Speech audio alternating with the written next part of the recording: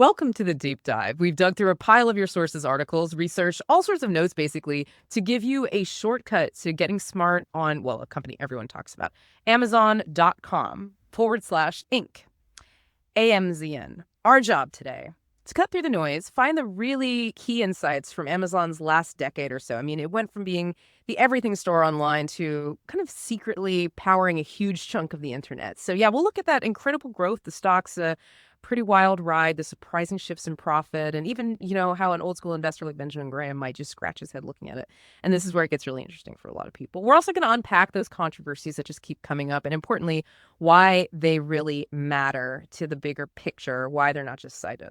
Okay, so let's zoom in first on just the sheer scale. Amazon's expansion, it's genuinely staggering. You look at the annual revenue, it went from $107 billion back in 2015 to an incredible $637.96 billion in 2024. This isn't just about selling stuff online anymore, is it? Oh, not at all. And what's really fascinating, I think, is the role of Amazon Web Services, AWS. That's become the real powerhouse. I mean, its revenue alone hit $108 billion in 2024. And it's holding on to this dominant, like 32% share of the global cloud market. And that's not just big numbers, right? This is a high margin business. It's become a huge stabilizer for Amazon's overall revenue. So it means they're less reliant solely on consumer retail. It buffers them against economic bumps. It's really changing the company's financial DNA. Right. But, even rockets hit turbulence. That amazing growth, it didn't exactly mean a smooth ride for the stock price, did it?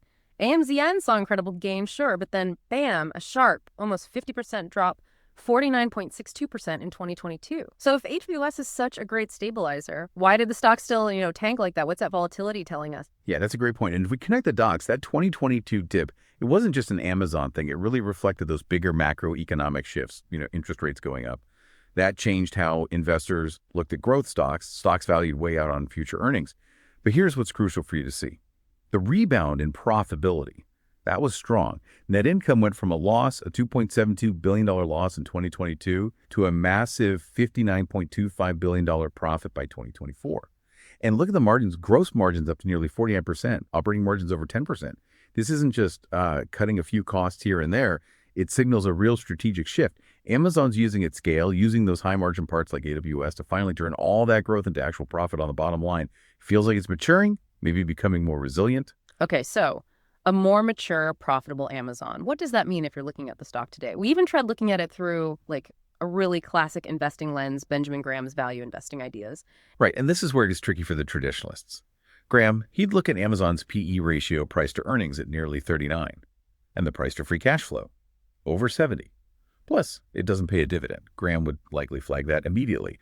Price for perfection, typically overvalued by his strict math. He always wanted that margin of safety protection coming from tangible assets or really stable earnings. Now, Amazon's margin of safety, well, you could argue it's not in buildings or inventory so much. It's more in those almost impenetrable moats around its business.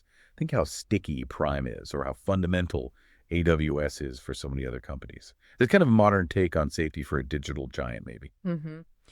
And beyond the numbers, the valuation debates, Amazon's got some, let's call them persistent headwinds, wouldn't you say? What are the key controversies that really seem to stick and might actually matter long term? Oh, absolutely. There's intense regulatory scrutiny. Antitrust is a big one. You've got the FTC lawsuit alleging monopoly stuff that's not just noise. It could genuinely reshape how Amazon runs its marketplace, maybe even its M&A strategy. Then there are the ongoing labor issues. Reports keep highlighting unsafe warehouse conditions, high injury rates, even this idea of a disposable workforce model. That affects their image, sure, but also operations. And data privacy keeps popping up. That huge EU GDPR fine back in 2021, $746 million for how they handled data.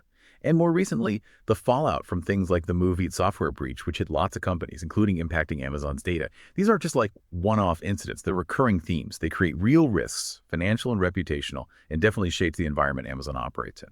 So, okay, we've walked through the incredible growth, the stock's roller coaster, that big pivot towards actually making more profit, and then these complex valuation questions and ongoing controversies. It's a company that just keeps redefining industries, yeah, but clearly not without navigating some serious challenges. Exactly. Yeah. So the big long-term question for Amazon, it isn't just can they keep growing fast? Mm-hmm.